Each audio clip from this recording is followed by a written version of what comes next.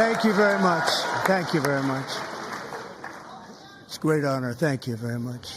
Speaker Johnson, Vice President Vance, the First Lady of the United States,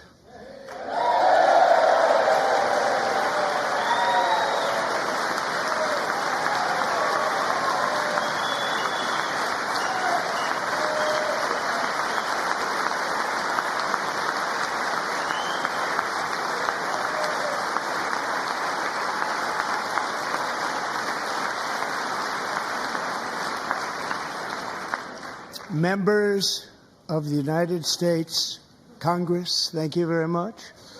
And to my fellow citizens, America is back.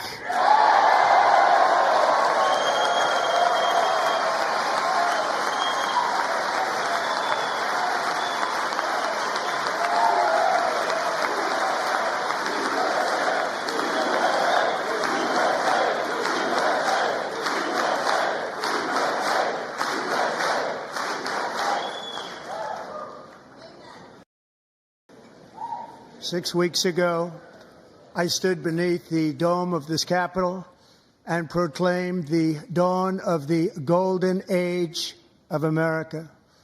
From that moment on, it has been nothing but swift and unrelenting action to usher in the greatest and most successful era in the history of our country. We have accomplished more in 43 days than most administrations accomplished in 4 years or 8 years, and we are just getting started.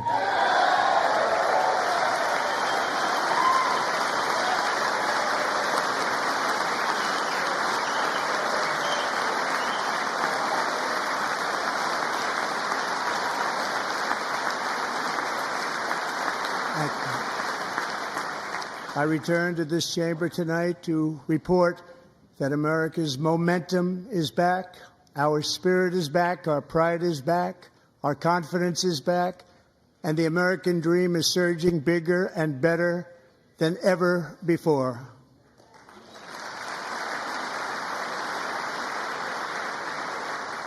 The American dream is unstoppable, and our country is on the verge of a comeback, the likes of which the world has never witnessed and perhaps will never witness again. There's never been anything like it. The presidential election of November 5th was a mandate like has not been seen in many decades. We won all 7 swing states, giving us an electoral college victory of 312 votes.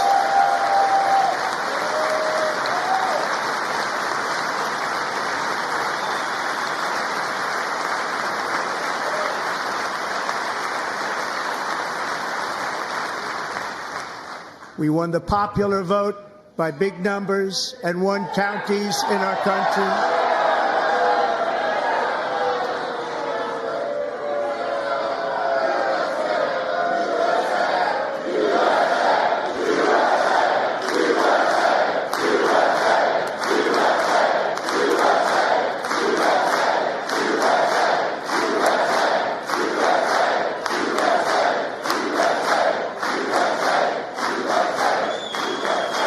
And won counties in our country, 2,700 to 525, on a map that reads almost completely red for Republican.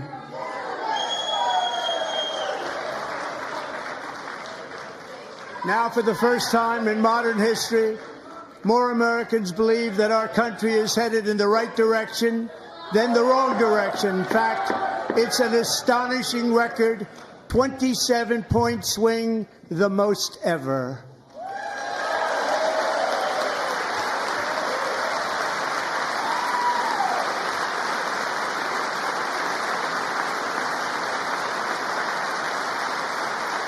Likewise, small business optimism saw its single largest one-month gain ever recorded, a 41-point jump.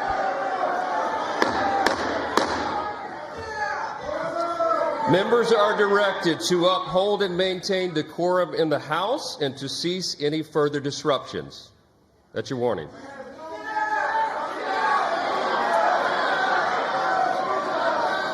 Members are engaging in willful and continuing breach of decorum, and the chair is prepared to direct the Sergeant-at-Arms to restore order to the joint session.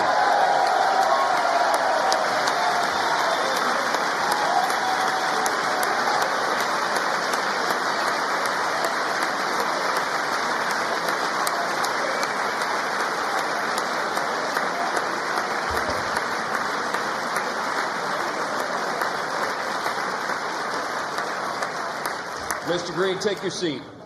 Take your seat, sir. Take your seat. Finding that members continue to engage in willful and concerted disruption of proper decorum, the chair now directs the Sergeant-at-Arms to restore order. Remove this gentleman from the chamber.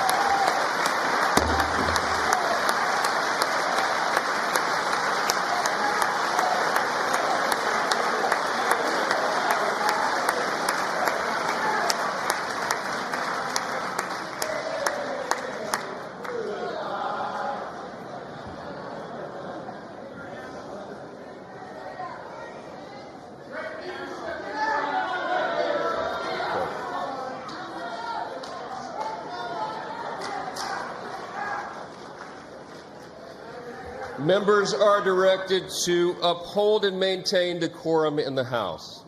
Mr. President, you continue. Thank you. Over the past 6 weeks, I have signed nearly 100 executive orders and taken more than 400 executive actions, a record to restore common sense, safety, optimism, and wealth all across our wonderful land. The people elected me to do the job, and I'm doing it.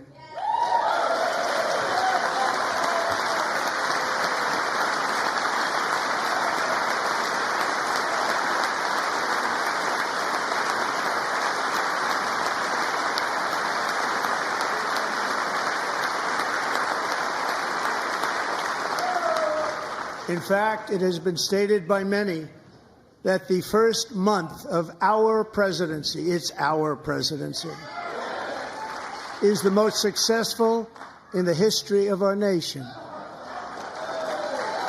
By many.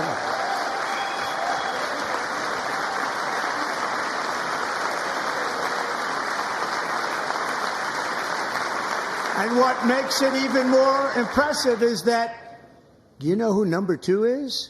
George Washington. How about that? How about that? I don't know about that list, but we'll take it.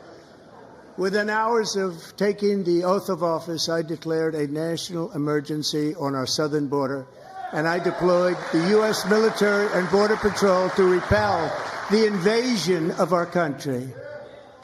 And what a job they've done. As a result, illegal border crossings last month were by far the lowest ever recorded, ever.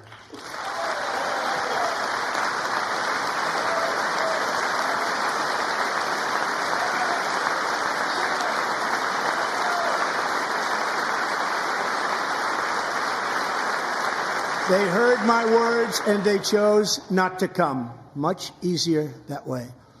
In comparison, under Joe Biden, the worst president in American history, there were hundreds of thousands of illegal crossings a month, and virtually all of them, including murderers, drug dealers, gang members, and people from mental institutions and insane asylums, were released into our country. Who would want to do that? This is my 5th such speech to Congress.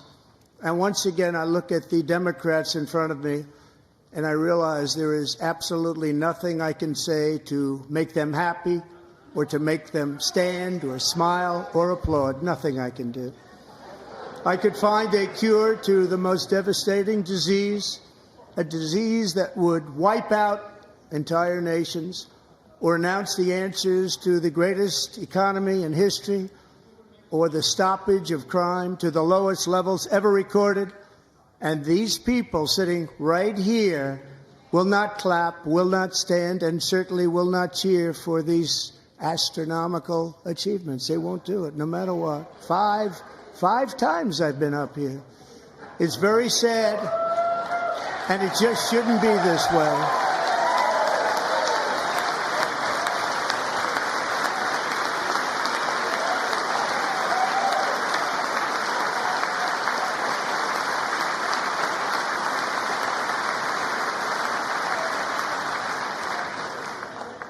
So Democrats sitting before me, for just this one night, why not join us in celebrating so many incredible wins for America? For the good of our nation, let's work together and let's truly make America great again.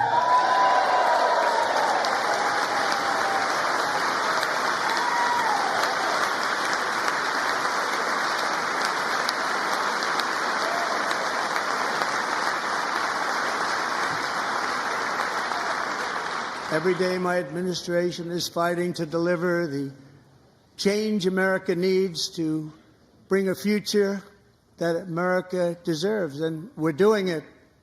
This is a time for big dreams and bold action. Upon taking office, I imposed an immediate freeze on all federal hiring, a freeze on all new federal regulations, and a freeze on all foreign aid.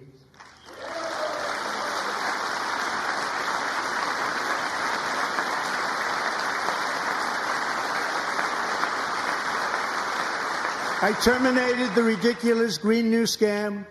I withdrew from the unfair Paris Climate Accord, which was costing us trillions of dollars that other countries were not paying. I withdrew from the corrupt World Health Organization.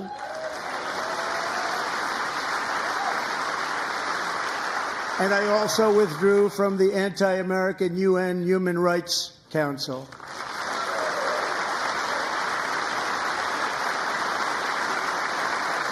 We ended all of Biden's environmental restrictions that were making our country far less safe and totally unaffordable. And importantly, we ended the last administration's insane electric vehicle mandate, saving our auto workers and companies from economic destruction.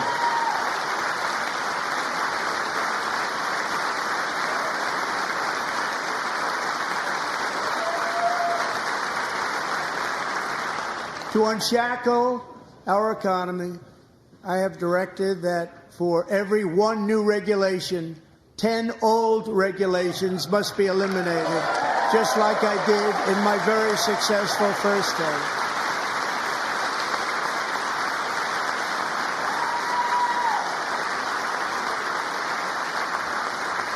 And in that first term, we set records on ending unnecessary rules and regulations like no other president had done before. We ordered all federal workers to return to the office. They will either show up for work in person or be removed from their job.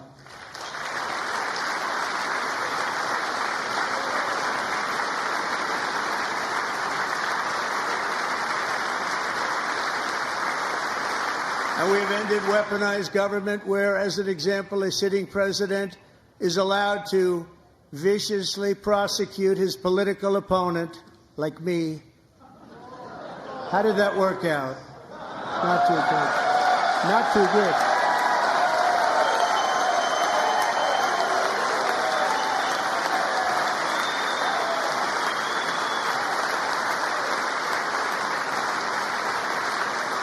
And I have stopped all government censorship and brought back free speech in America. It's back.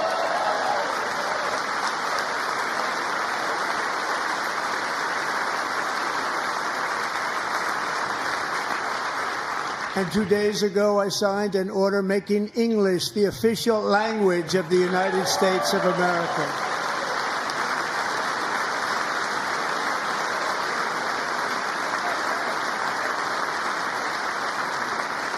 I renamed the Gulf of Mexico the Gulf of America.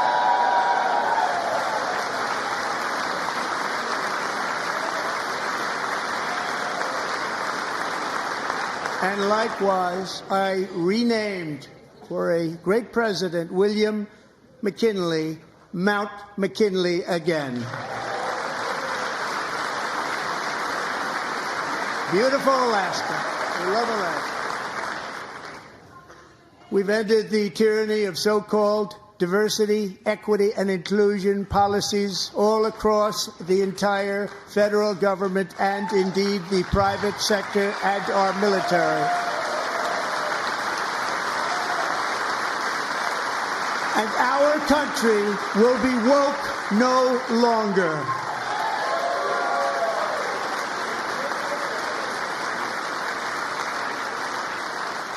We believe that whether you are a doctor, an accountant, a lawyer, or an air traffic controller, you should be hired and promoted based on skill and competence, not race or gender. Very important.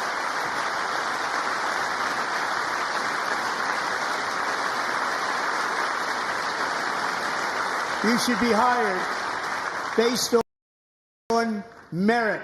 And the Supreme Court, in a brave and very powerful decision, has allowed us to do so. Thank you. Thank you very much. Thank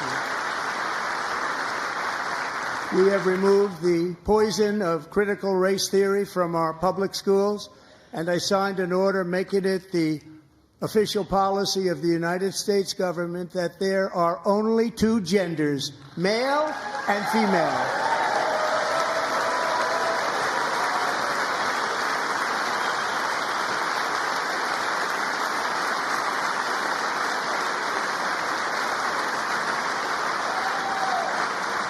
I also signed an executive order to ban men from playing in women's sports.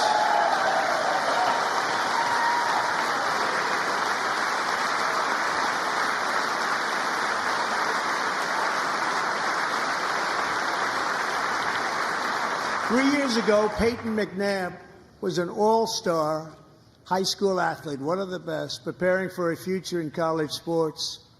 But when her girls' volleyball match was invaded by a male, he smashed the ball so hard in Peyton's face, causing traumatic brain injury, partially paralyzing her right side and ending her athletic career. It was a shot like she's never seen before. She's never seen anything like it.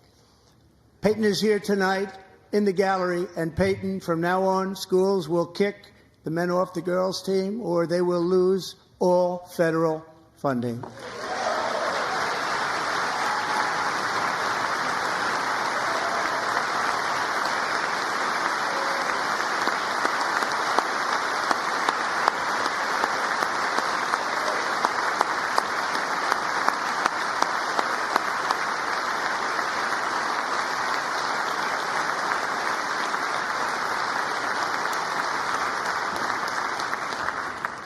If you really want to see numbers, just take a look at what happened in the women's boxing, weightlifting, track and field, swimming, or cycling, where a male recently finished a long-distance race 5 hours and 14 minutes ahead of a woman for a new record by 5 hours.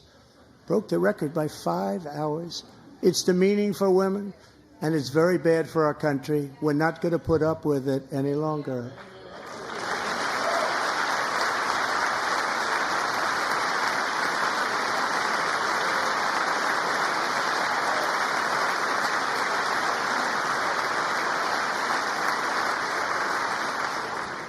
What I have just described is only a small fraction of the common sense revolution that is now, because of us, sweeping the entire world. Common sense has become a common theme, and we will never go back. Never. Never going to let that happen. Among my very highest priorities is to rescue our economy and get dramatic and immediate relief to working families. As you know, we inherited from the last administration an economic catastrophe and an inflation nightmare. Their policies drove up energy prices, pushed up grocery costs, and drove the necessities of life out of reach for millions and millions of Americans. They've never had anything like it. We suffered the worst inflation in 48 years, but perhaps even in the history of our country. They're not sure. As president, I'm fighting every day to reverse this damage and make America affordable again.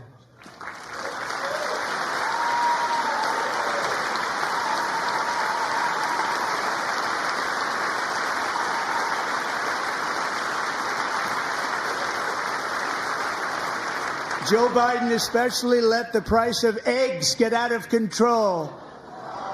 The egg price is out of control, and we're working hard to get it back down. Secretary, do a good job on that. You inherited a total mess from the previous administration. Do a good job.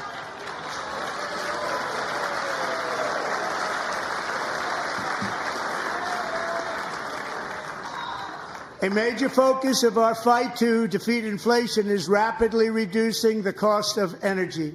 The previous administration cut the number of new oil and gas leases by 95%, slowed pipeline construction to a halt, and closed more than 100 power plants. We are opening up many of those power plants right now.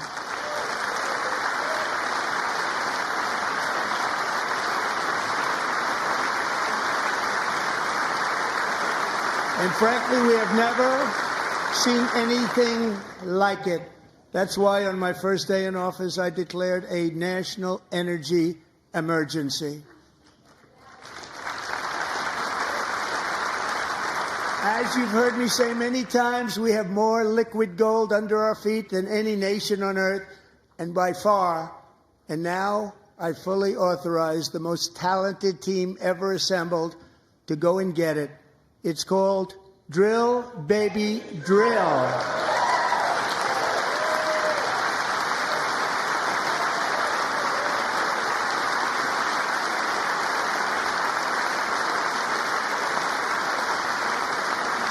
My administration is also working on a gigantic natural gas pipeline in Alaska, among the largest in the world, where Japan, South Korea, and other nations want to be our partner with investments of trillions of dollars each. There's never been anything like that one. It will be truly spectacular. It's all set to go. The permitting is gotten. And later this week, I will also take historic action to dramatically expand production of critical minerals and rare earths here in the USA.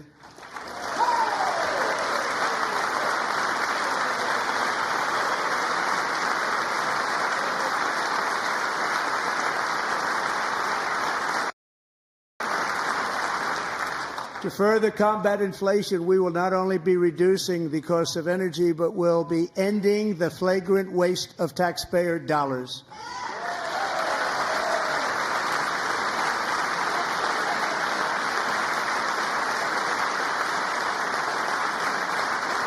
And to that end, I have created the brand new Department of Government Efficiency, DOGE. Perhaps you've heard of it. Perhaps.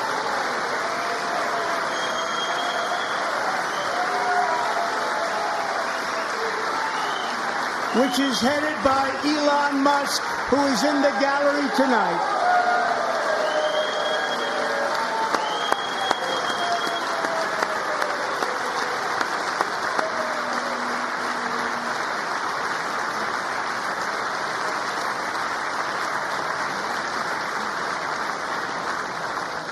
Thank you, Elon. He's working very hard. He didn't need this. He didn't need this. Thank you very much. We appreciate it. Everybody here, even this side, appreciates it, I believe. They just don't want to admit that. Just listen to some of the appalling waste we have already identified. $22 billion from HHS to provide free housing and cars for illegal aliens. $45 million for diversity, equity, and inclusion scholarships in Burma. $40 million to improve the social and economic inclusion of sedentary migrants. Nobody knows what that is. $8 million to promote LGBTQI+ in the African nation of Lesotho, which nobody has ever heard of. $60 million for indigenous peoples and Afro-Colombian empowerment in Central America, $60 million. $8 million for making mice transgender. This is real.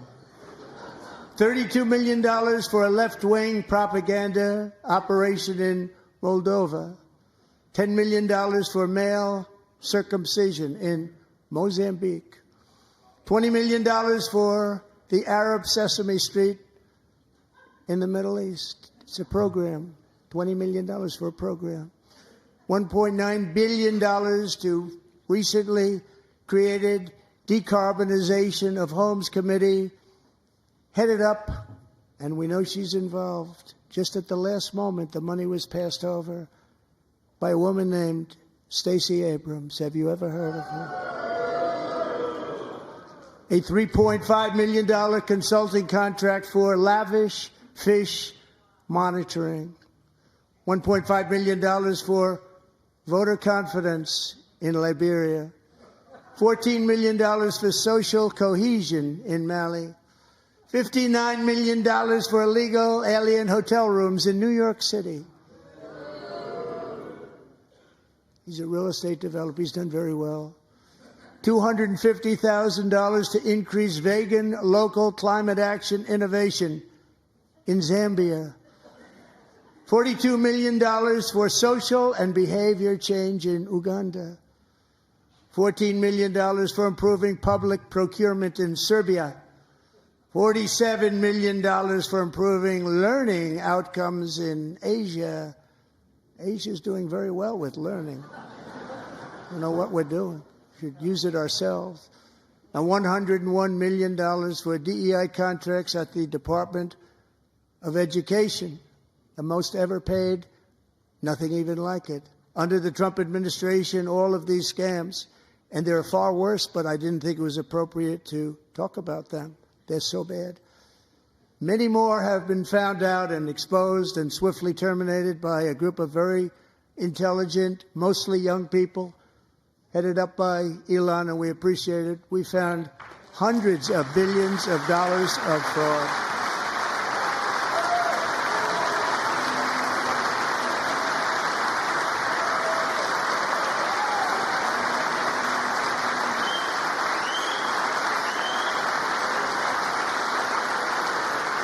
And we've taken back the money and reduced our debt to fight inflation and other things. Taken back a lot of that money. We got it just in time. This is just the beginning. The Government Accountability Office, a federal government office, has estimated annual fraud of over $500 billion in our nation, and we are working very hard to stop it. We're going to.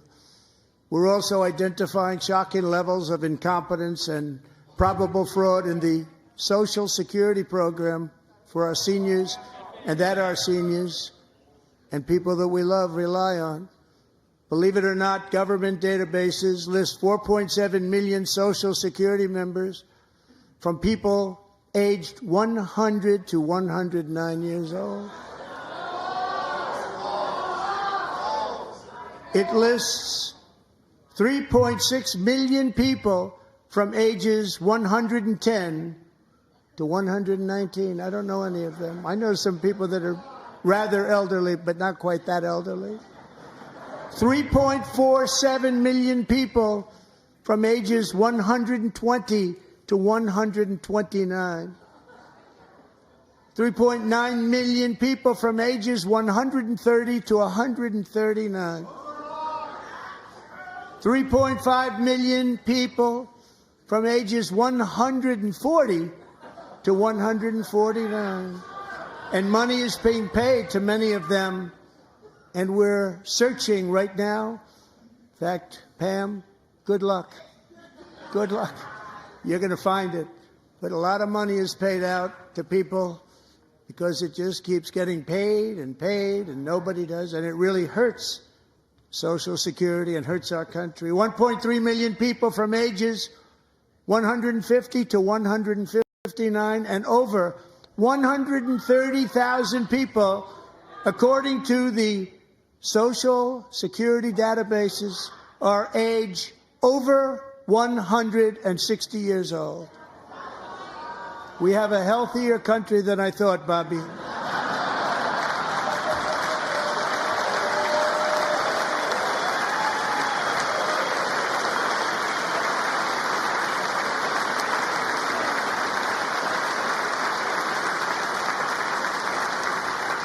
Including, to finish, 1,039 people between the ages of 220 and 229, one person between the age of 240 and 249, and one person is listed at 360 years of age. More than 100 years older than our country. But we're going to find out where that money's going, and it's not going to be pretty. By slashing all of the fraud, waste, and theft we can find, we will defeat inflation, bring down mortgage rates, lower car payments and grocery prices, protect our seniors, and put more money in the pockets of American families.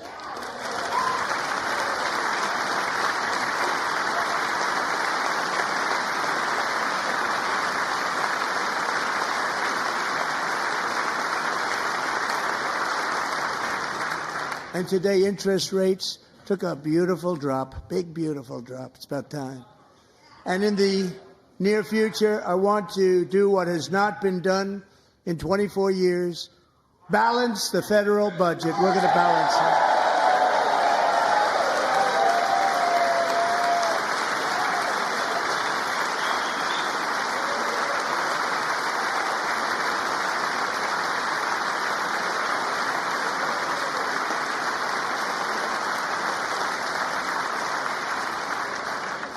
With that goal in mind, we have developed in great detail what we are calling the Gold Card, which goes on sale very, very soon. For $5 million, we will allow the most successful job-creating people from all over the world to buy a path to U.S. citizenship. It's like the green card, but better and more sophisticated. And these people will have to pay tax in our country. They won't have to pay tax from where they came. The money that they've made, you wouldn't want to do that, but they have to pay tax, create jobs. They'll also be taking people out of colleges and paying for them so that we can keep them in our country instead of having them being forced out. Number one, at the top school, as an example, being forced out and not being allowed to stay and create tremendous numbers of jobs and great success for a company out there. So while we take out the criminals, killers, traffickers, and child predators who are allowed to enter our country under the open border policy of these people, the Democrats, the Biden administration, the open border insane policies that you've allowed to destroy our country, we will now bring in brilliant, hardworking, job-creating people. They're going to pay a lot of money, and we're going to reduce our debt with that money.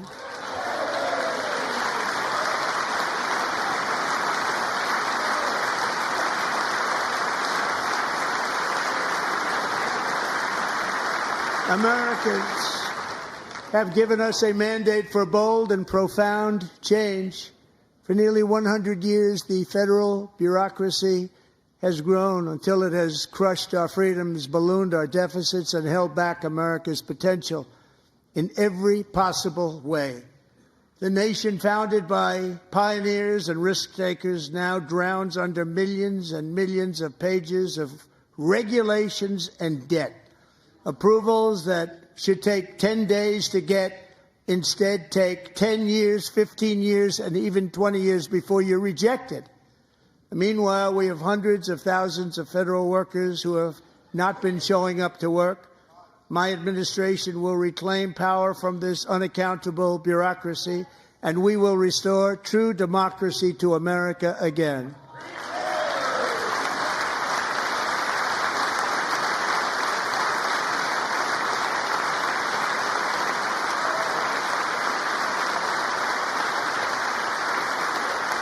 And any federal bureaucrat who resists this change will be removed from office immediately.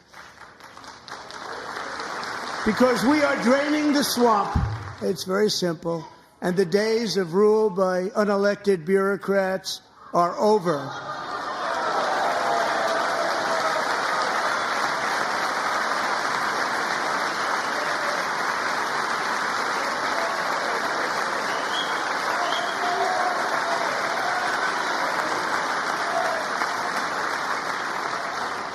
And the next phase of our plan to deliver the greatest economy in history is for this Congress to pass tax cuts for everybody. They're in there. They're waiting for you to vote. And I'm sure that the people on my right, I don't mean the Republican right, but my right here, I'm sure you're going to vote for those tax cuts, because otherwise I don't believe the people will ever vote you into office. So I'm doing you a big favor by telling you that. But I know this group is going to be voting for the tax.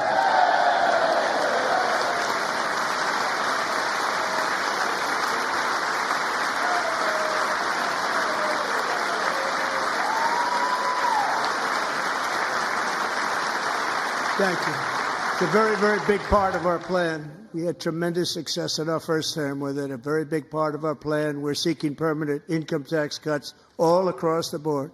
And to get urgently needed relief to Americans hit especially hard by inflation, I'm calling for no tax on tips, no tax on overtime, and no tax on Social Security benefits for our great seniors.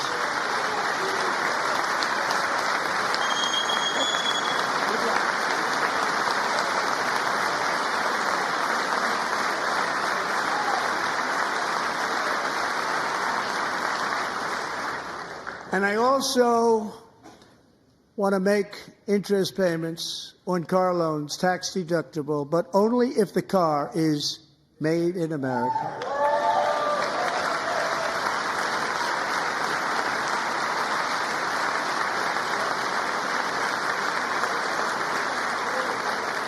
And by the way, we're going to have growth in the auto industry like nobody's ever seen. Plants are opening up all over the place. Deals are being made. Never seen. That's a combination of the election win and tariffs. It's a beautiful word, isn't it? That, along with our other policies, will allow our auto industry to absolutely boom. It's going to boom. Spoke to the majors today, all three, the top people, and they're so excited. In fact, already numerous car companies have announced that they will be building massive automobile plants in America, with Honda just announcing a new plant in Indiana, one of the largest anywhere in the world.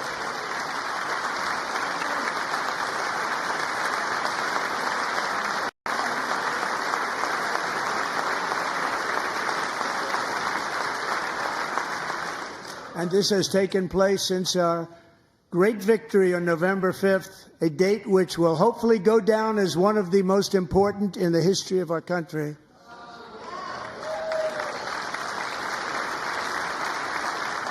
In addition, as part of our tax cuts, we want to cut taxes on domestic production and all manufacturing. And just as we did before, we will provide 100% expensing.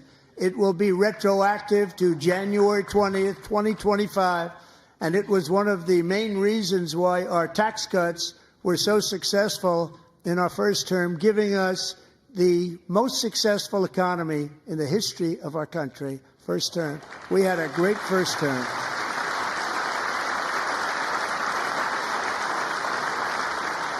If you don't make your product in America, however, under the Trump administration, you will pay a tariff, and in some cases, a rather large one.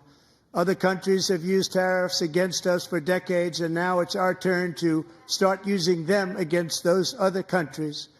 On average, the European Union, China, Brazil, India, Mexico, and Canada, have you heard of them? And countless other nations charge us tremendously higher tariffs than we charge them. It's very unfair. India charges us auto tariffs higher than 100%. China's average tariff on our products is twice what we charge them. And South Korea's average tariff is 4 times higher. Think of that, 4 times higher.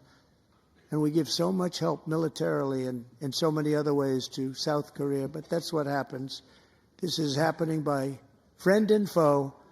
This system is not fair to the United States and never was. And so on April 2nd, I wanted to make it April 1st, but I didn't want to be accused of April Fool's Day.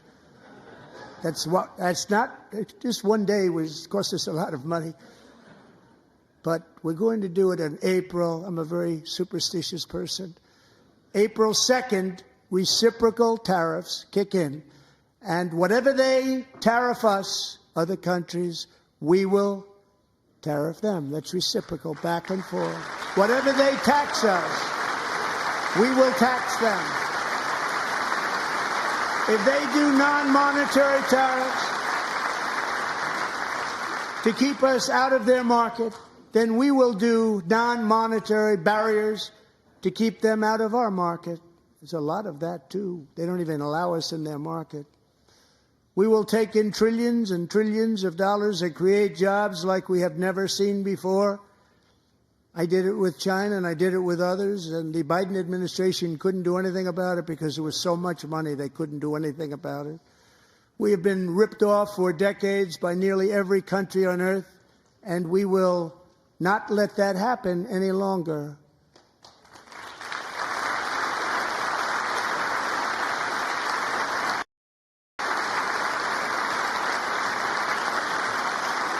Much has been said over the last 3 months about Mexico and Canada, but we have very large deficits with both of them. But even more importantly, they've allowed fentanyl to come into our country at levels never seen before, killing hundreds of thousands of our citizens and many very young, beautiful people, destroying families.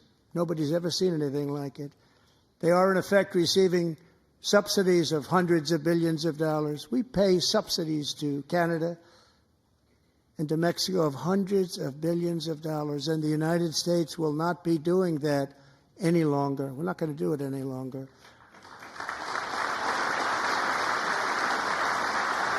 Thanks to our America First policies we're putting into place, we have had $1.7 trillion of new investment in America in just the past few weeks. The combination of the election and our economic policies that people of SoftBank, one of the most brilliant anywhere in the world, announced a $200 billion investment. OpenAI and Oracle, Larry Ellison, announced $500 billion investment, which they wouldn't have done if Kamala had won. Apple announced $500 billion investment. Tim Cook called me. He said, I cannot spend it fast enough. It's going to be much higher than that, I believe. They'll be building their plants here instead of in China. And just yesterday, Taiwan Semiconductor, the biggest in the world, most powerful in the world, has a tremendous amount, 97% of the market, announced a $165 billion investment to build the most powerful chips on earth right here in the USA.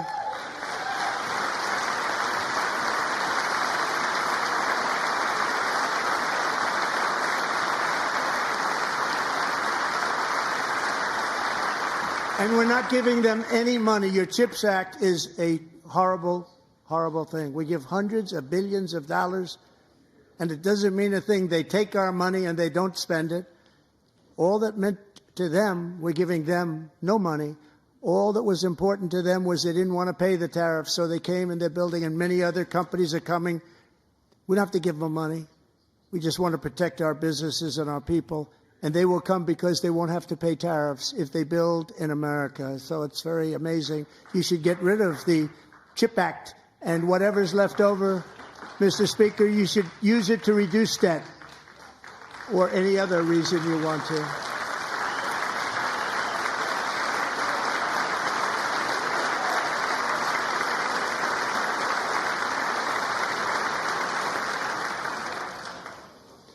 Our new trade policy will also be great for the American farmer. I love the farmer, who will now be selling into our home market, the USA, because nobody is going to be able to compete with you. Because there's goods that come in from other countries and companies. They're really in a bad position in so many different ways. They're uninspected. They may be very dirty and disgusting, and they come in and they pour in, and they hurt our American farmers. The tariffs will go on agricultural product coming into America, and our farmers, starting on April 2nd, it may be a little bit of an adjustment period, We had that before when I made the deal with China, $50 billion of purchases, and I said, just bear with me, and they did. They did. Probably have to bear with me again, and this will be even better. That was great. The problem with it was that Biden didn't enforce it. He didn't enforce it. $50 billion of purchases, and we were doing great, but Biden did not enforce it, and it hurt our farmers. But our farmers are going to have a field day right now. So to our farmers, have a lot of fun. I love you, too. I love you, too. It's all going to happen.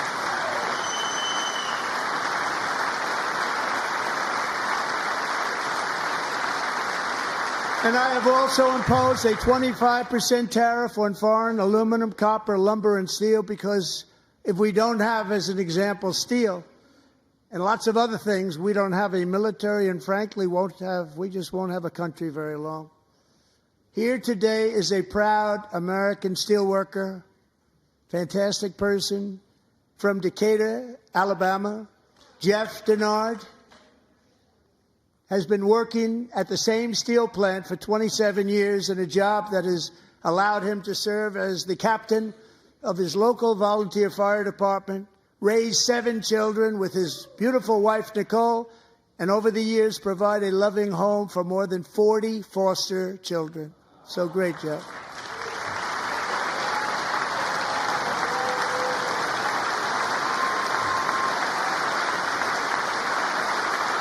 Thank you, Jeff. Thank you, Jeff.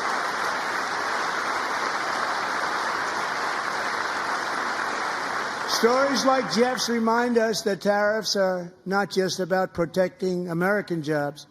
They're about protecting the soul of our country. Tariffs are about making America rich again and making America great again, and it's happening, and it will happen rather quickly. There'll be a little disturbance, but we're okay with that. It won't be much. No, you're not. Oh. And look where Biden took us. Very low, the lowest we've ever been. Jeff, I want to thank you very much. And I also want to recognize another person who has devoted herself to foster care community. She works so hard on it. A very loving person, our magnificent First Lady of the United States.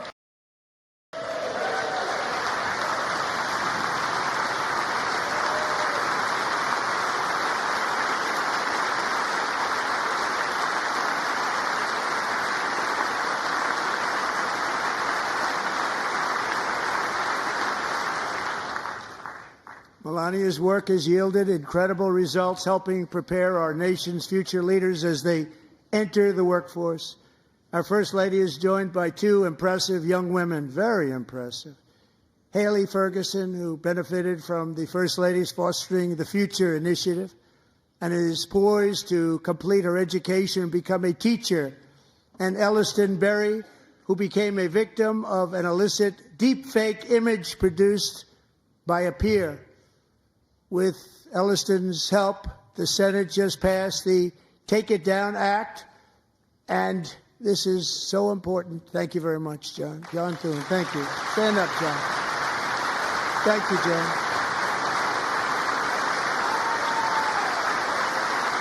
Thank you all very much.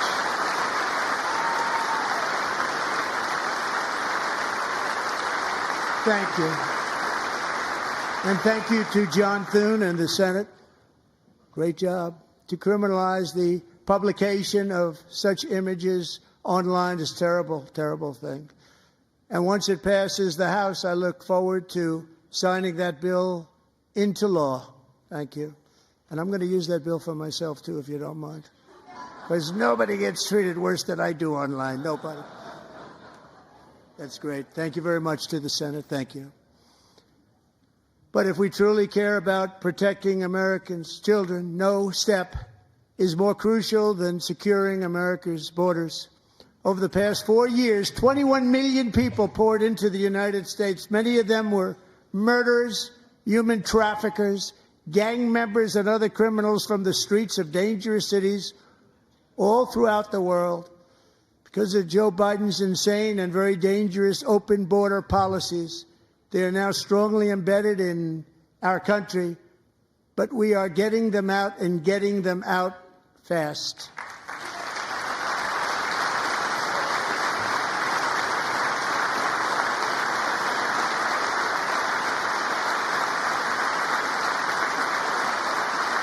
And I want to thank Tom Homan and Christy. I want to thank you and Paul of Border Patrol.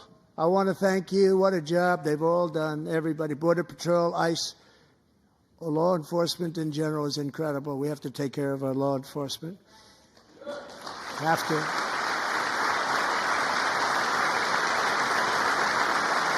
Last year,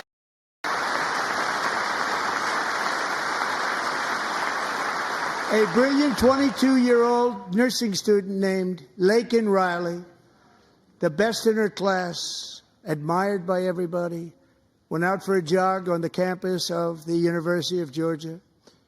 That morning, Laken was viciously attacked, assaulted, beaten, brutalized, and horrifically murdered.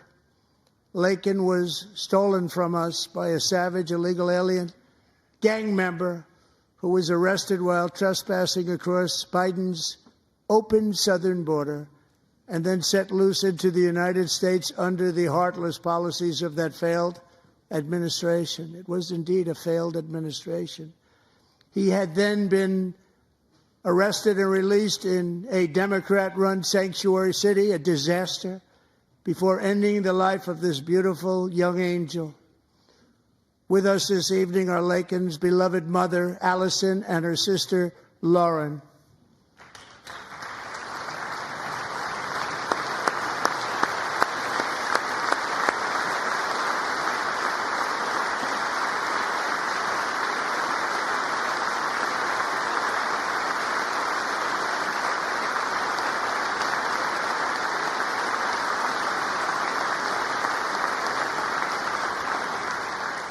Last year, I told Laken's grieving parents that we would ensure their daughter would not have died in vain. That's why the very first bill I signed into law as your 47th president mandates the detention of all dangerous criminal aliens who threaten public safety. It's a very strong, powerful act.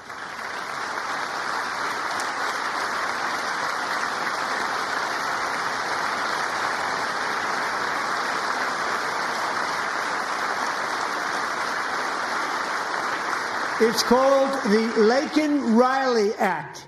So Allison and Lauren, America will never, ever forget our beautiful Laken Hope Riley.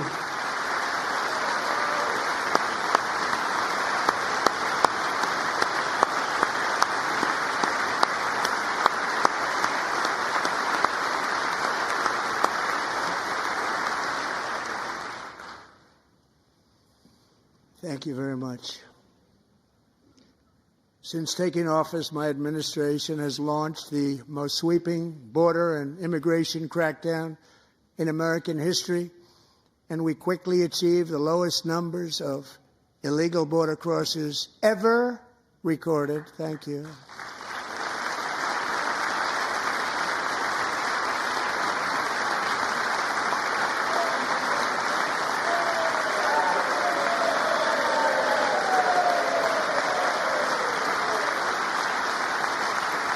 The media and our friends in the Democrat Party kept saying we needed new legislation. We must have legislation to secure the border. But it turned out that all we really needed was a new president.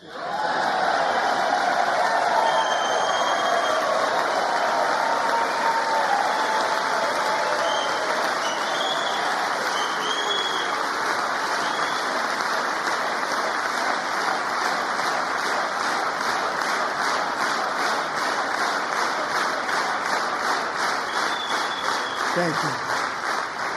Joe Biden didn't just open our borders, he flew illegal aliens over them to overwhelm our schools, hospitals, and communities throughout the country.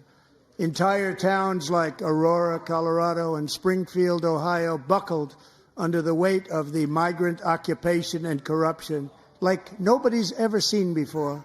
Beautiful towns destroyed. Now, just as I promised in my inaugural address, we are achieving the great liberation of America.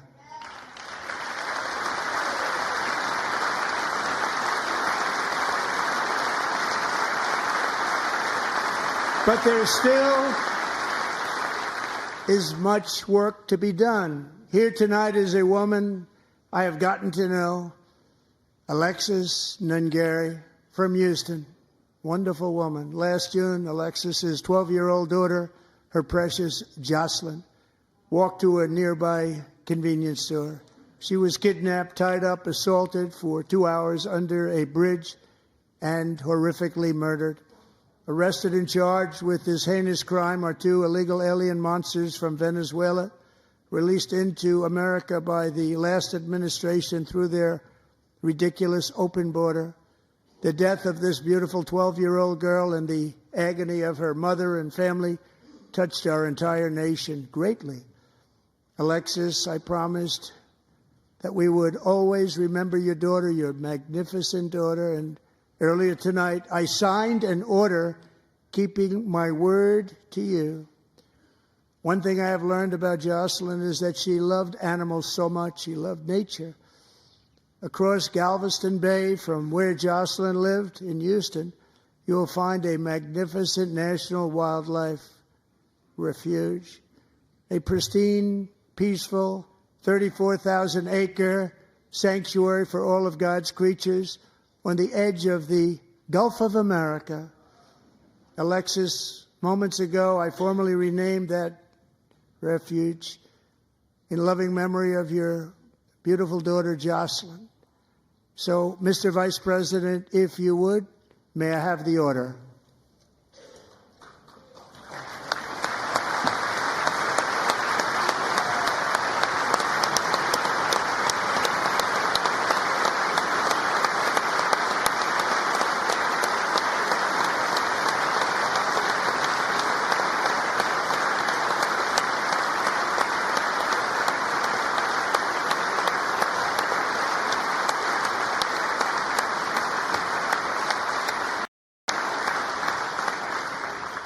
Thank you very much.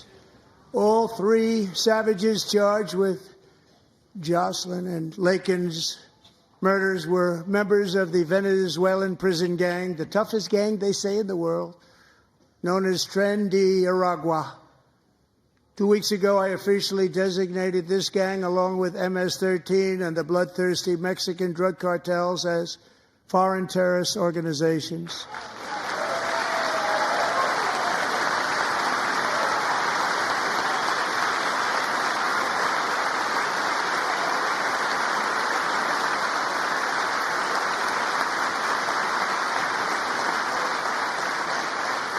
They are now officially in the same category as ISIS, and that's not good for them. Countless thousands of these terrorists were welcomed into the U.S. by the Biden administration. But now every last one will be rounded up and forcibly removed from our country, or, if they're too dangerous, put in jails, standing trial in this country, because we don't want them to come back ever. With us this evening is a warrior on the front lines of that battle, Border Patrol Agent Roberto Ortiz. Great guy.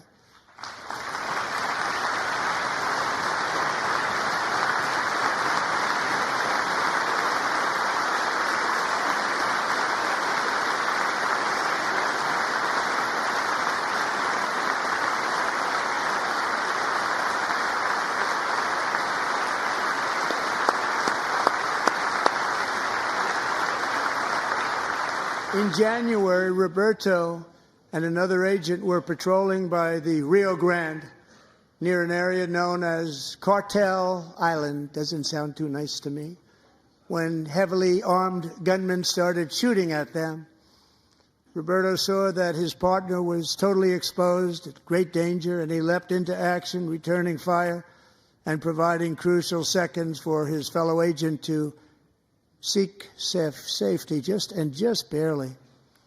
I have some of the prints of that event, and it was not good. Agent Ortiz, we salute you for your great courage and for your line of fire that you took, and for the bravery that you showed. We honor you, and we will always honor you. Thank you, Roberto, very much.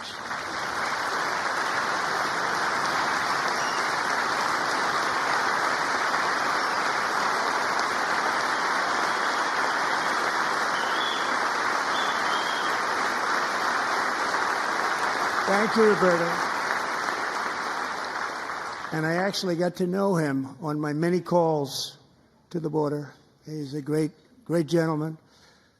The territory to the immediate south of our border is now dominated entirely by criminal cartels that murder, rape, torture, and exercise total control. They have total control over a whole nation, posing a grave threat to our national security. The cartels are waging war in America, and it's time for America to wage war on the cartels, which we are doing.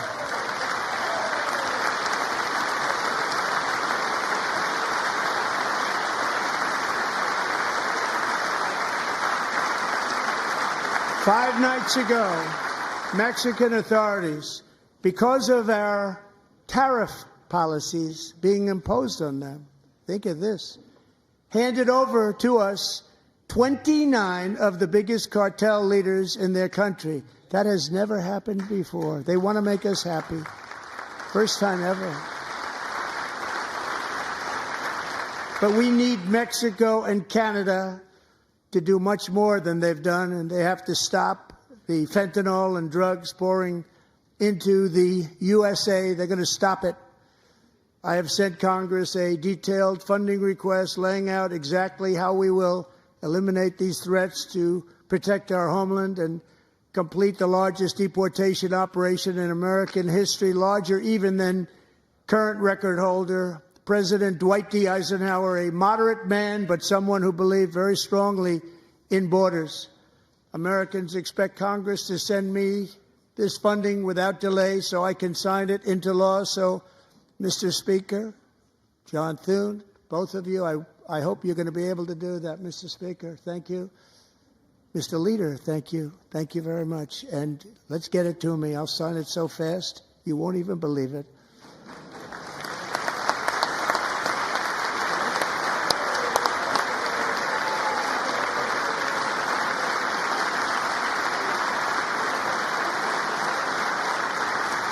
And as we reclaim our sovereignty, we must also bring back law and order to our cities and towns.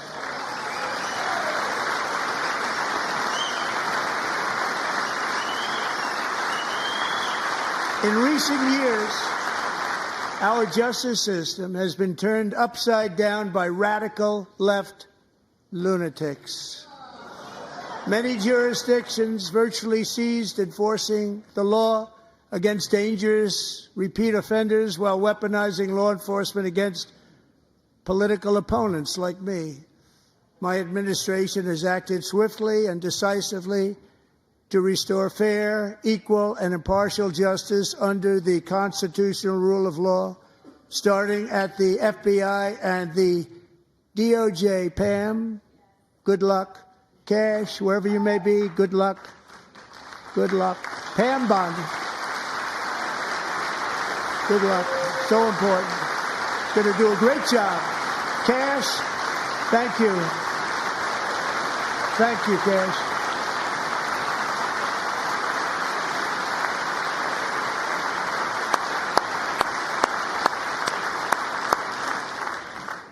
They've already started very strong. They're going to do a fantastic job. You're going to be very proud of them. We're also once again giving our police officers the support, protection, and respect they so dearly deserve. They have to get it. They have such a hard, dangerous job, but we're going to make it less dangerous. The problem is the bad guys don't respect the law, but they're starting to respect it, and they soon will respect it. This also includes our great fire departments throughout the country. Our firemen and women are unbelievable people, and we'll never forget them. And besides that, they voted for me in record numbers, so I have no choice.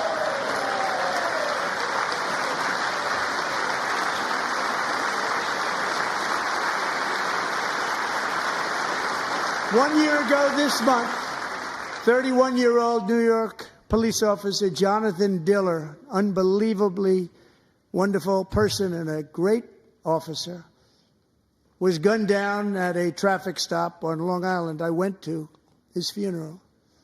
The vicious criminal charged with his murder had 21 prior arrests, and they were rough arrests, too. He was a real bad one.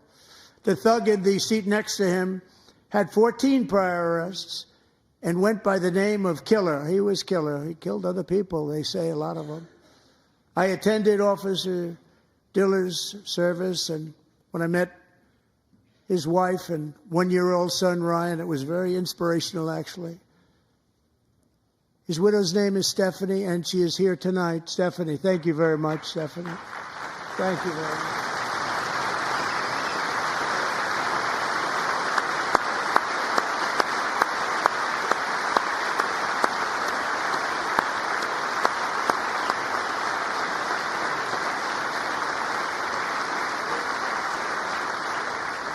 Stephanie, we're going to make sure that Ryan knows his dad was a true hero, New York's finest, and we're going to get these cold-blooded killers and repeat offenders off our streets, and we're going to do it fast. Got to stop it. They get out with 28 arrests. They push people into subway trains.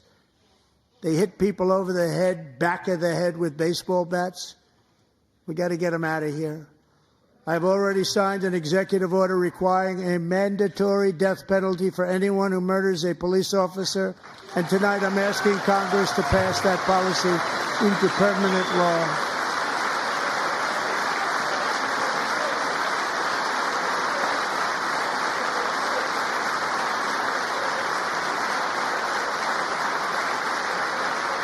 I'm also asking for a new crime bill getting tough on repeat offenders while enhancing protections for America's police officers so they can do their jobs without fear of their lives being totally destroyed. They don't want to be killed. We're not going to let them be killed. Joining us in the gallery tonight is a young man who truly loves our police. His name is DJ Daniel. He is 13 years old, and he has always dreamed of becoming a police officer.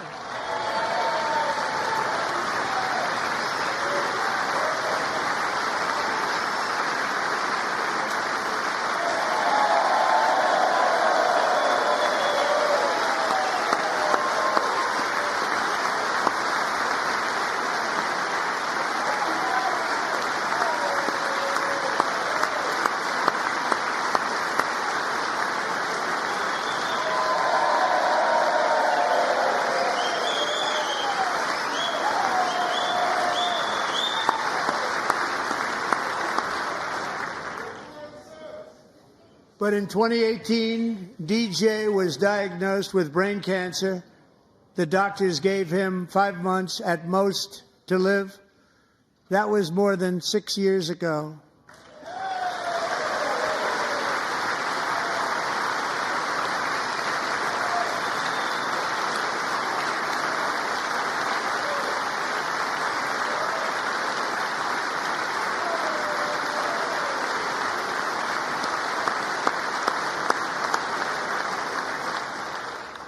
Since that time, DJ and his dad have been on a quest to make his dream come true, and DJ has been sworn in as an honorary law enforcement officer, actually a number of times. The police love him, the police departments love him. And tonight, DJ, we're going to do you the biggest honor of them all. I am asking our new Secret Service Director, Sean Curran, to officially make you an agent of the United States Secret Service.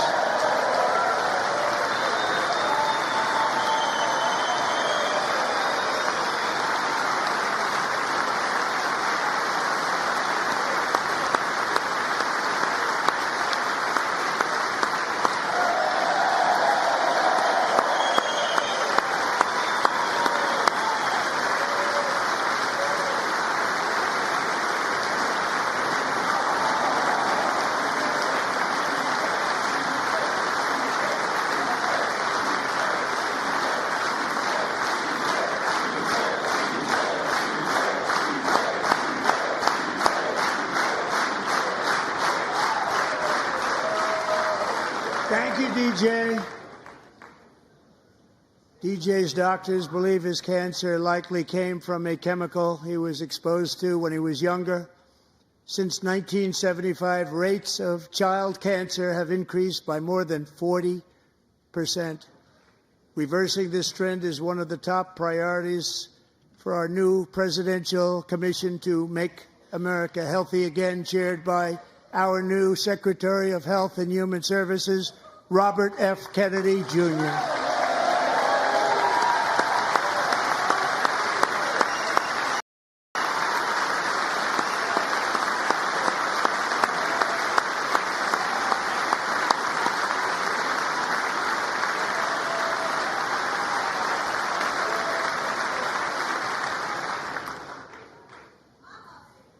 With the name Kennedy, you would have thought everybody over here would have been cheering. How quickly they forget. Our goal is to get toxins out of our environment, poisons out of our food supply, and keep our children healthy and strong. As an example, not long ago, and you can't even believe these numbers, 1 in 10,000 children had autism, 1 in 10,000. And now it's 1 in 36. There's something wrong. 1 in 36. Think of that. So we're going to find out what it is, and there's nobody better than Bobby and all of the people that are working with you. You have the best to figure out what is going on. Okay, Bobby? Good luck. It's a very important job. Thank you.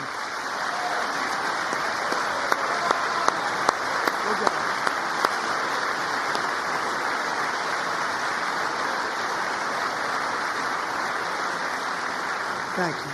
My administration is also working to protect our children from toxic ideologies in our schools. A few years ago, January Littlejohn and her husband discovered that their daughter's school had secretly socially transitioned their 13-year-old little girl. Teachers and administrators conspired to deceive January and her husband while encouraging her daughter to use a new name and pronouns. They, them pronoun, actually, all without telling January, who is here tonight and is now a courageous advocate against this form of child abuse. January, thank you. Thank you. Thank you very much.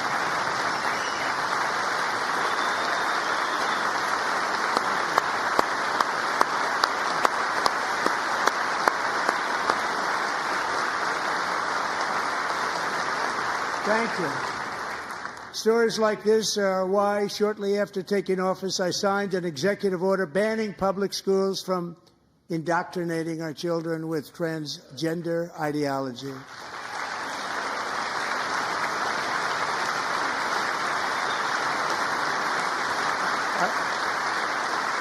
I also signed an order to cut off all taxpayer funding to any institution that engages in the sexual mutilation of our youth.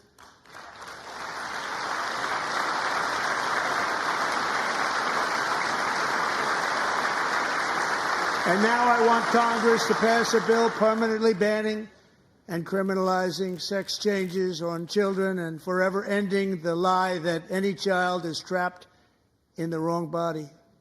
This is a big lie.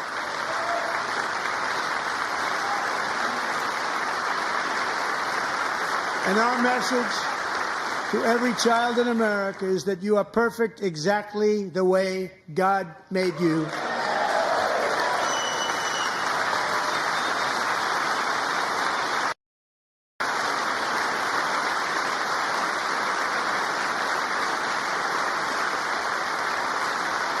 Because we're getting wokeness out of our schools and out of our military, and it's already out, and it's out of our society. We don't want it. Wokeness is trouble. Wokeness is bad. It's gone. It's gone. And we feel so much better for it, don't we? Don't we feel better? Our service members won't be activists and ideologues. They will be fighters and warriors. They will fight for our country. And Pete, congratulations. Secretary of Defense, congratulations.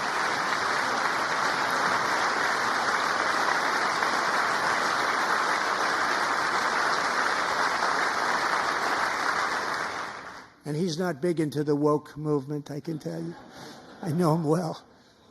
I am pleased to report that in January, the U.S. Army had its single best recruiting month in 15 years, and that all armed services are having among the best recruiting results ever in the history of our services.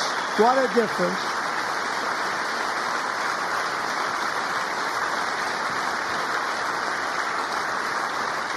And you know, it was just a few months ago where the results were exactly the opposite. We couldn't recruit anywhere. We couldn't recruit. Now we're having the best results just about that we've ever had. What a tremendous turnaround. It's really a beautiful thing to see. People love our country again. It's very simple. They love our country, and they love being in our military again. So it's a great thing, and thank you very much. Great job. Thank you.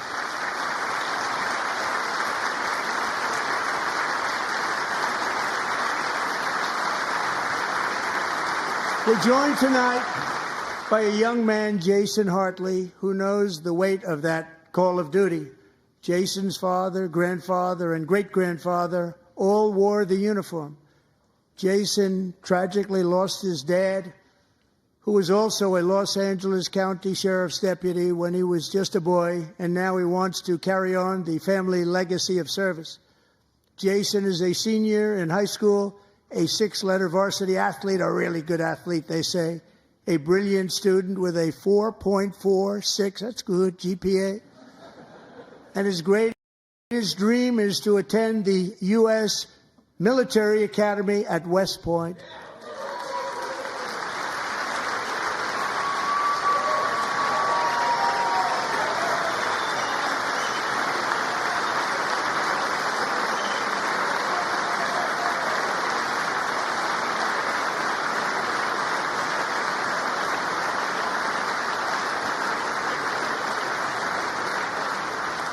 And Jason, that's a very big deal getting in. That's a hard one to get into. But I'm pleased to inform you that your application has been accepted.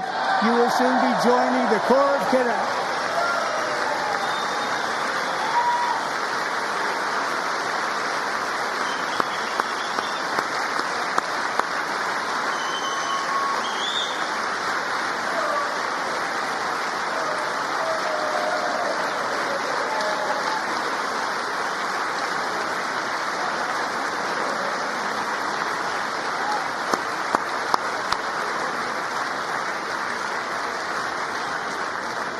Thank you. Jason, you're going to be on the long gray line, Jason. As Commander-in-Chief, my focus is on building the most powerful military of the future. As a first step, I'm asking Congress to fund a state-of-the-art Golden Dome missile defense shield to protect our homeland, all made in the USA.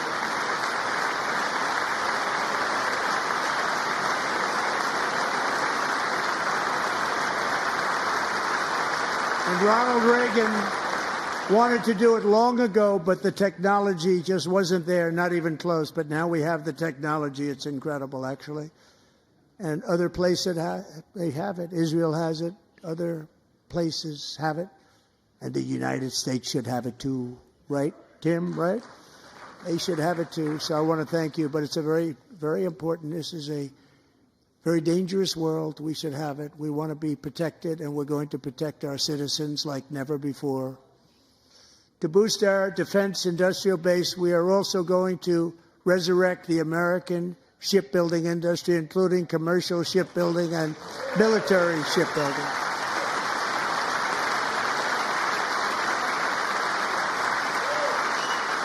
And for that purpose, I am announcing tonight that we will create a new Office of Shipbuilding in the White House and offer special tax incentives to bring this industry home to America where it belongs. We used to make so many ships. We don't make them anymore very much, but we're going to make them very fast, very soon. It will have a huge impact. To further enhance our national security, my administration will be reclaiming the Panama Canal, and we've already started doing it.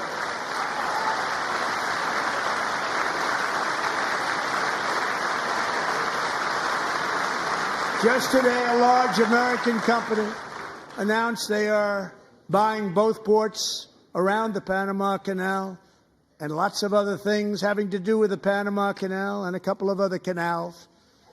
The Panama Canal was built by Americans for Americans, not for others, but others could use it.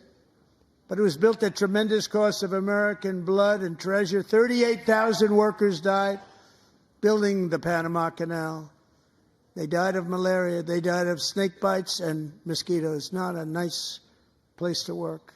They paid them very highly to go there, knowing there was a 25% chance that they would die. The most expensive project also that was ever built in our country's history, if you bring it up to modern day costs.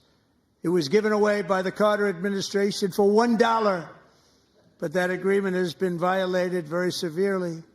We didn't give it to China. We gave it to Panama, and we're taking it back.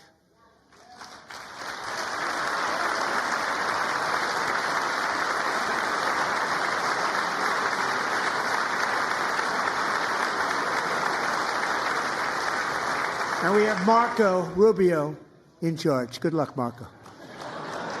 Now, we know who to blame if anything goes wrong. Marco's been amazing, and he's going to do a great job. Think of it. He got 100 votes. You know, he was approved with actually 99, but the 100th was this gentleman, and I feel very certain. So let's assume he got 100 votes. And I'm either very, very happy about that or I'm very concerned about it. But he's already proven. I mean, he's a great gentleman. He's respected by everybody, and we appreciate you voting for Marco. He's going to do a fantastic job. Thank you. Thank you. He's doing a great job. Great job. And I also have a message tonight for the incredible people of Greenland. We strongly support your right to determine your own future. And if you choose, we welcome you into the United States of America. We need Greenland for national security and even international security, and we're working with everybody involved to try and get it. But we need it really for international world security, and I think we're going to get it. One way or the other, we're going to get it. We will keep you safe. We will make you rich, and together we will take Greenland to heights like you have never thought possible before. It's a very small population, but very, very large piece of land and very, very important for military security. America is once again standing strong against the forces of radical Islamic terrorism. 3.5 years ago, ISIS terrorists killed 13 American service members and countless others in the Abbey Gate bombing during the disastrous and incompetent withdrawal from Afghanistan. Not that they were withdrawing, it was the way they withdrew. Perhaps the most embarrassing moment in the history of our country. Tonight, I am pleased to announce that we have just apprehended the top terrorist responsible for that atrocity, and he is right now on his way here to face the swift sword of American justice.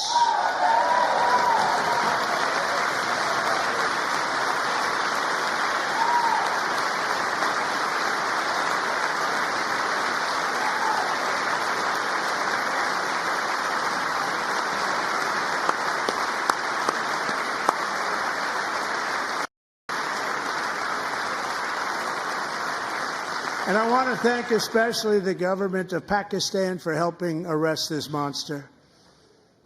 This was a very momentous day for those 13 families who I actually got to know very well, most of them, whose children were murdered, and the many people that were so badly, over 42 people, so badly injured on that fateful day in Afghanistan. What a horrible day.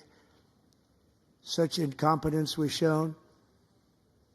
That when Putin saw what happened, I guess he said, wow, maybe this is my chance. That's how bad it was. Should have never happened. Grossly incompetent people. I spoke to many of the parents and loved ones, and they're all in our hearts tonight. Just spoke to them on the phone. We had a big call every one of them called, and everybody was on the line, and they did nothing but cry with happiness. They were very happy, as happy as you can be under those circumstances. Their child, brother, sister, son, daughter was killed for no reason whatsoever. In the Middle East, we're bringing back our hostages from Gaza. In my first term, we achieved one of the most groundbreaking peace agreements in generations, the Abraham Accords.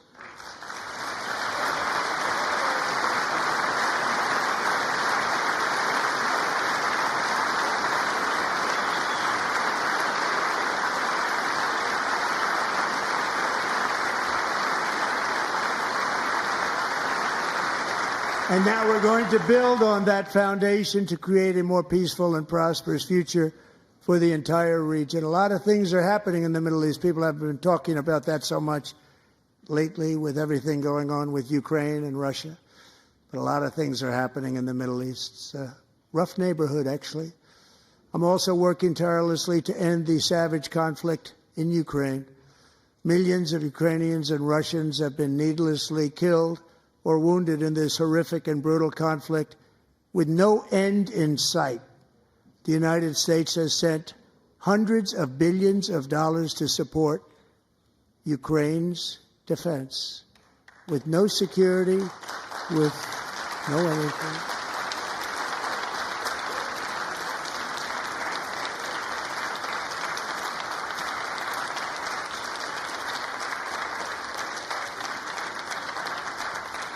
Do you want to keep it going for another 5 years?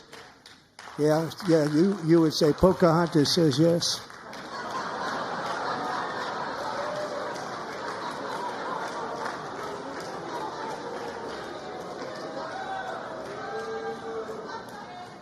$2,000 people are being killed every single week. More than that. They're Russian young people. They're Ukrainian young people. They're not Americans. But I want it to stop.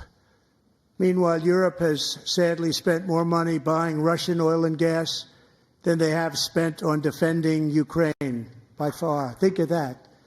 They've spent more buying Russian oil and gas than they have defending. And we've spent perhaps $350 billion, like taking candy from a baby. That's what happened. And they've spent $100 billion. What a difference that is. And we have an ocean separating us, and they don't. But we're getting along very well with them, and lots of good things are happening.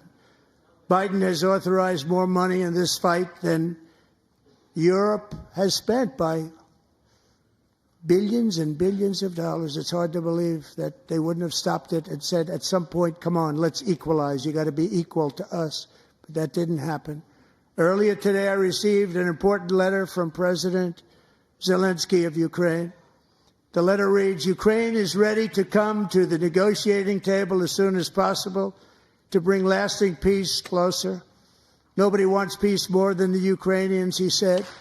My team and I stand ready to work under President Trump's strong leadership to get a peace that lasts. We do really value how much America has done to help Ukraine maintain its sovereignty and independence. Regarding the agreement on minerals and security, Ukraine is ready to sign it at any time that is convenient for you. I appreciate that he sent this letter, just got it a little while ago. Simultaneously, we've had serious discussions with Russia and have received strong signals that they are ready for peace. Wouldn't that be beautiful? Wouldn't that be beautiful?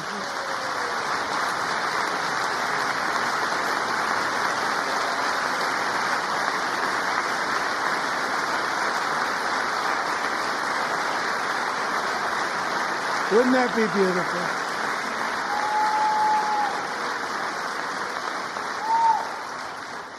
It's time to stop this madness. It's time to halt the killing. It's time to end this senseless war. If you want to end wars, you have to talk to both sides. Nearly 4 years ago, amid rising tensions, a history teacher named Mark Fogel was detained in Russia and sentenced to 14 years in a penal colony. Rough stuff. The previous administration barely lifted a finger to help him. They knew he was innocent, but they had no idea where to begin. But last summer, I promised his 95-year-old mother, Malphine, that we would bring her boy safely back home. After 22 days in office, I did just that, and they are here tonight.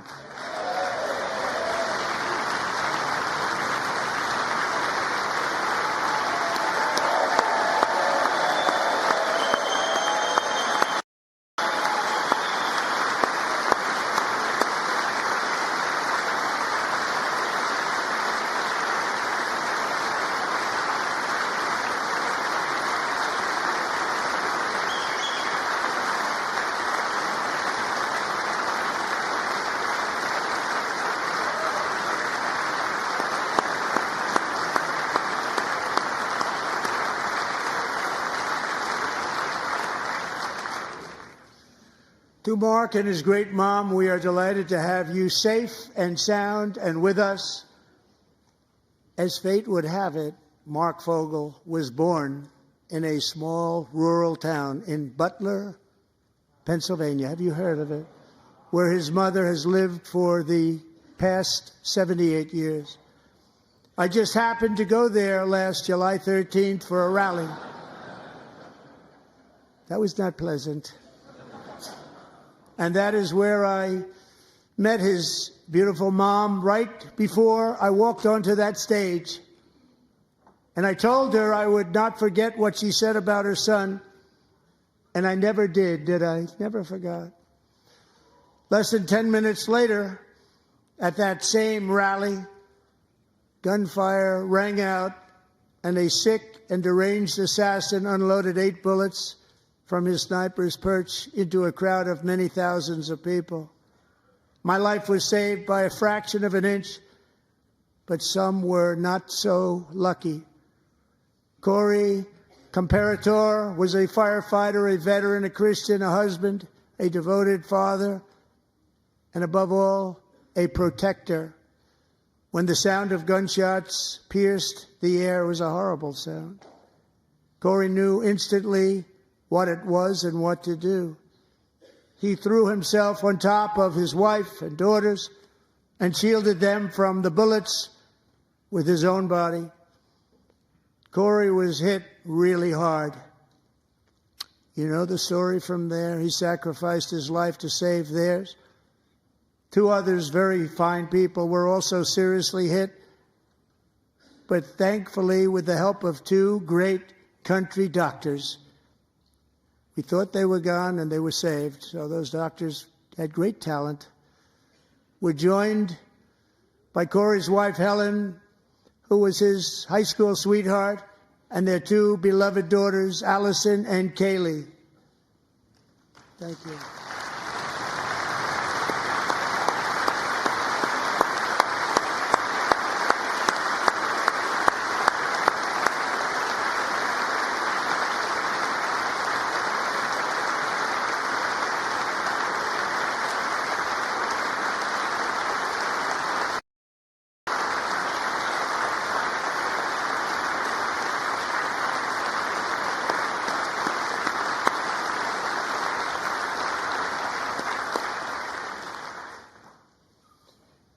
To Helen, Allison, and Kaylee, Corey is looking down on his 3 beautiful ladies right now, and he is cheering you on. He loves you. He is cheering you on.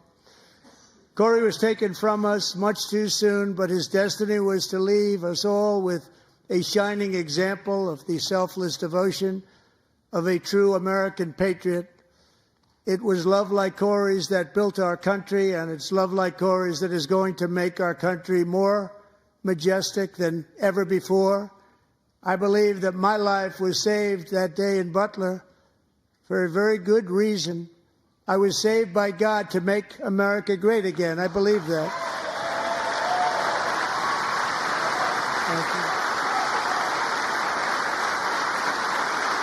Thank you.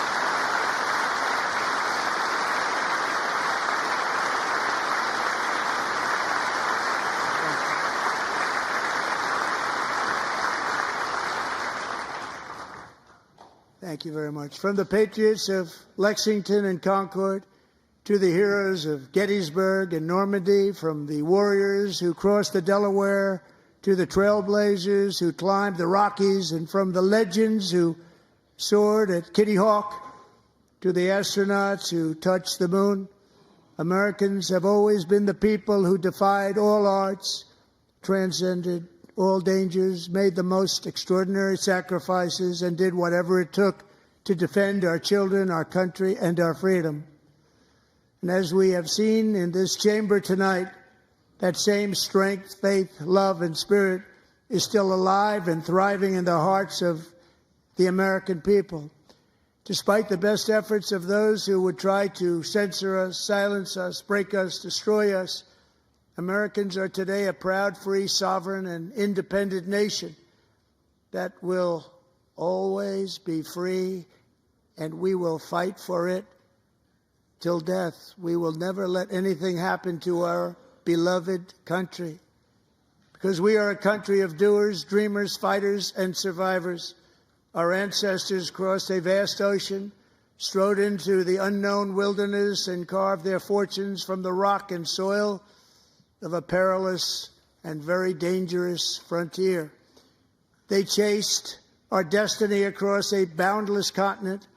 They built the railroads, laid the highways, and graced the world with American marvels like the Empire State Building, the mighty Hoover Dam, and the towering Golden Gate Bridge.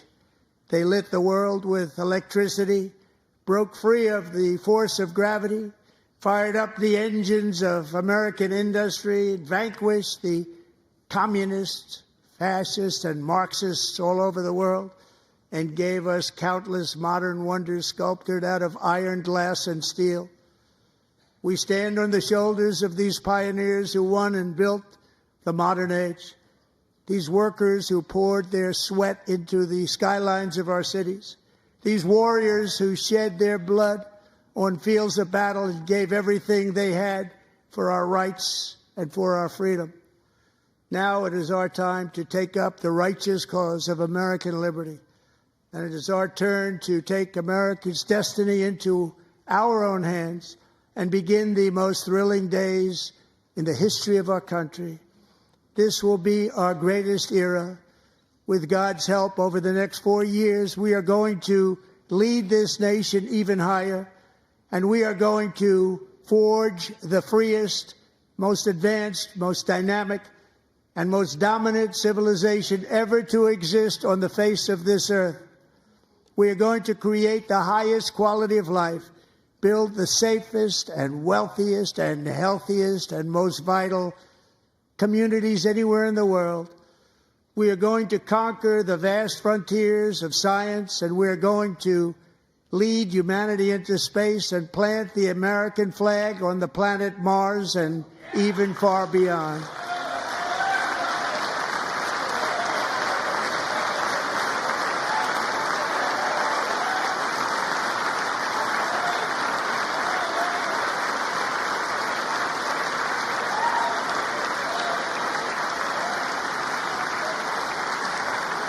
And through it all, we are going to rediscover the unstoppable power of the American spirit. And we are going to renew unlimited promise of the American dream. Every single day, we will stand up and we will fight, fight, fight for the country our citizens believe in and for the country our people deserve.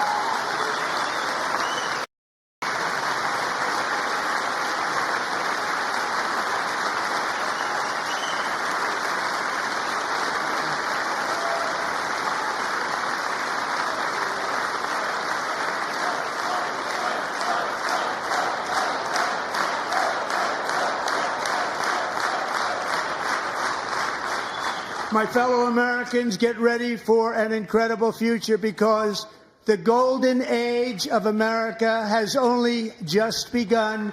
It will be like nothing that has ever been seen before. Thank you, God bless you, and God bless America.